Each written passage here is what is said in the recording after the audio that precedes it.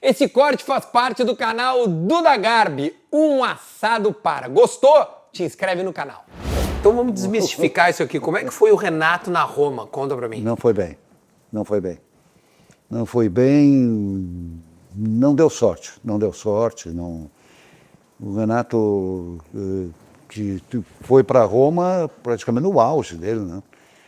Mas depois voltou muito rápido. Eu acho que o Renato ficou um ano só lá. Depois veio embora pro Flamengo.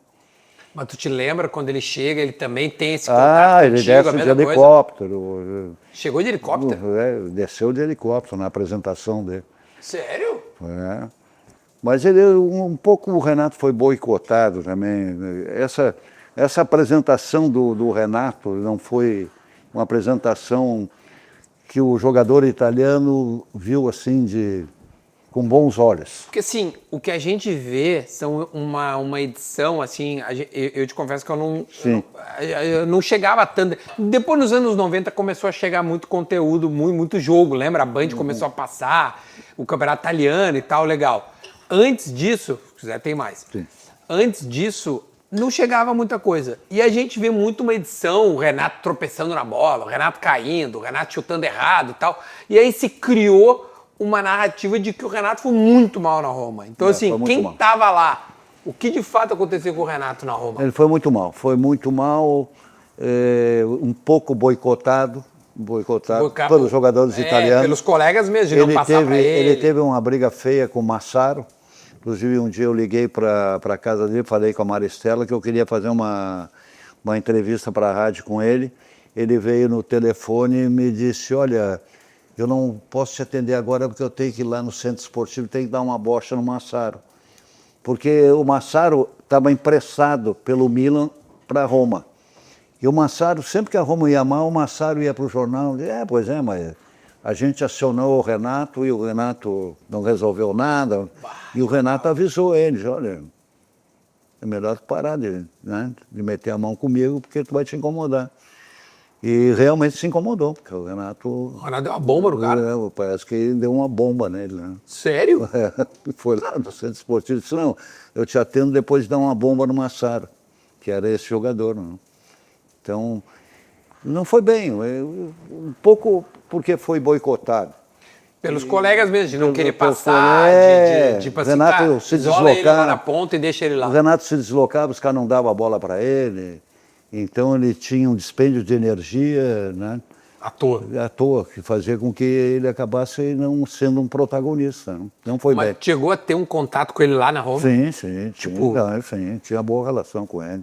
Sempre tive boa relação com ele. E agora com a passada dele no Grêmio, a gente um dia conversou e tudo. Não, tinha boa relação. Renato é boa gente, né? É maravilhoso. O cara é incrível, velho. Um cara muito bacana. É de finíssimo muito trato, bacana. o cara, puta. É gente muito boa. Ele é maravilhoso.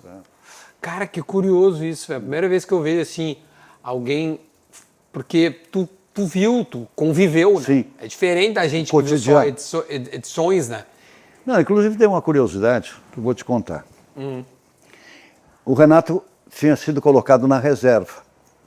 O Renato, eu nunca falei assim pessoalmente desse episódio pro Renato. Aí o Renato estava na reserva. Aí tinha um clássico, Roma-Lazio.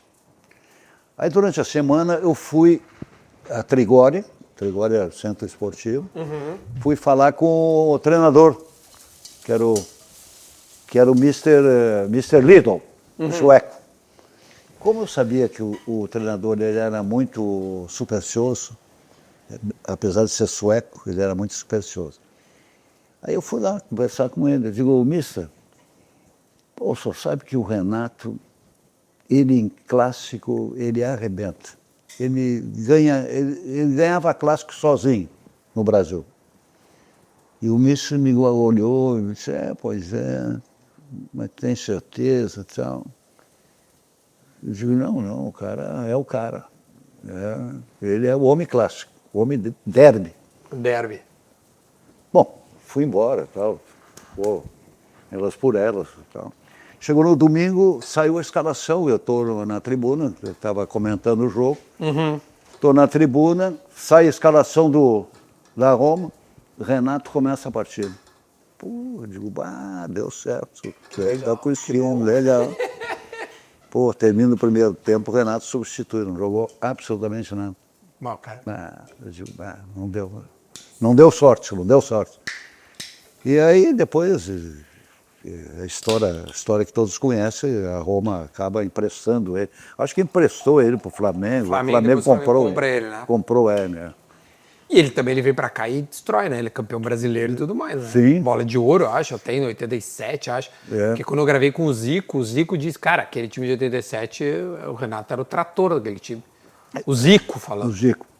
O Renato foi um dos grandes jogadores brasileiros. Né? Mas tu conseguiria dizer quem jogou mais, Falcão ou o Renato? É sacanagem. São duas características diferentes, mas o Falcão jogou mais, eu acho. É. Como homem, esquadra, como homem, para o time, pô, o Falcão foi um dos jogadores mais completos que teve o Brasil, né? Claro, nada para comparar com Pelé e a Garrincha, que são de um outro patamar.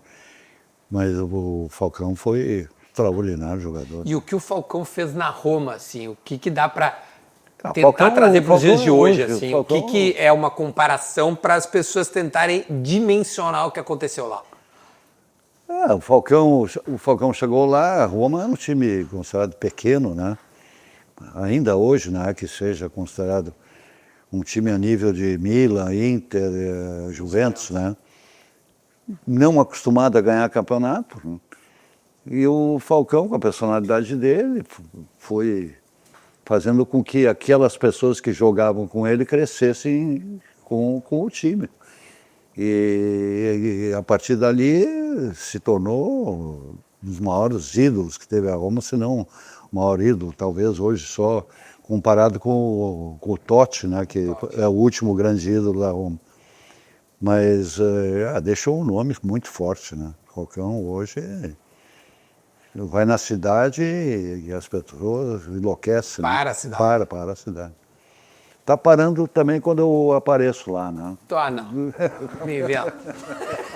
Mas a tua relação com a cidade de Roma é Minha cidade forte? muito forte, porque eu criei um personagem lá, né?